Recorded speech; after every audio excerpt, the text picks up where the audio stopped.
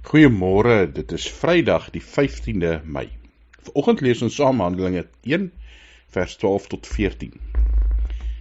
Daarna het hulle van die berg wat as die Olyfberg bekend staan en wat dig by Jerusalem was, 'n sabbatsreis ver, teruggekeer na Jerusalem. Toe hulle daar aankom, het hulle opgegaan na die boventrek waar hulle gebly het. Petrus en Johannes, Jakobus en Andreas, Filippus, Thomas, Bartolomeus en Matteus, Jakobus, seun van Alfeus, Simon die Zeloot en Judas, die seun van Jakobus.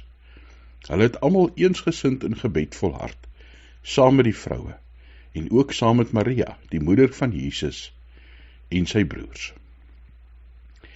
Waarin die disippels nadat Jesus in die hemel opgevaar het, hulle gaan terug Jerusalem toe.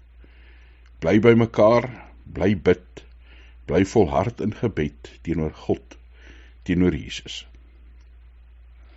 'n wonderlike stuk getuienis van hierdie disippels en hulle eensgesindheid, hulle eenheid as 'n geloofsgemeenskap. Ons weet dat 10 dae later die Heilige Gees uitgestort is en dat hulle dan met krag en met oortuiging en met ywer begin verkondig dat Jesus die Messias was, dat Jesus die Messias is. Ons word ook opgeroep om in gebed te bly volhard, om saam met mekaar te bid, saam met mekaar God te aanbid en die lewe ook te trotseer. Dankie Hemelse Vader dat U vir ons deel maak van 'n geloofsgemeenskap, dat ons in die lewe nie alleen is nie, dat U deur die Gees by ons is, Here, dat daar medegelowiges saam met ons, rondom ons is.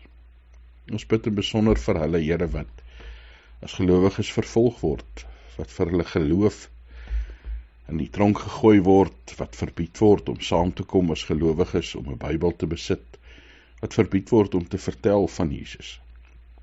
Versterk hulle in besonder in hulle geloof. Here, maar ons bid vir elke gelowige wat swaar kry. Swaar kry kan so maklik ons laat twyfel en wonder. Versterk ons in ons geloof. Staan ons deur die Gees by, Here, dat ons mekaar sal ondersteun, saam sal bid, saam U sal loof en prys, en saam ook sal verkondig U grootheid en U goedheid. Dankie dat ons na U te kan kom, met ons vrese en ons nood en ons vreugdes, en alles in U hande plaas. U die lewende wat by ons is, ja, wat ons beter ken as wat ons onsself ken. Dankie dat ons in die kerk ook saam in hierdie tyd U hemelvaart kan herdenk, die uitstorting van die Heilige Gees, ja, Here, op 'n manier die begin van die kerk. Mag ons met ywer steeds U kerk uitbrei, U koninkryk verkondig, ja, U naam groot maak.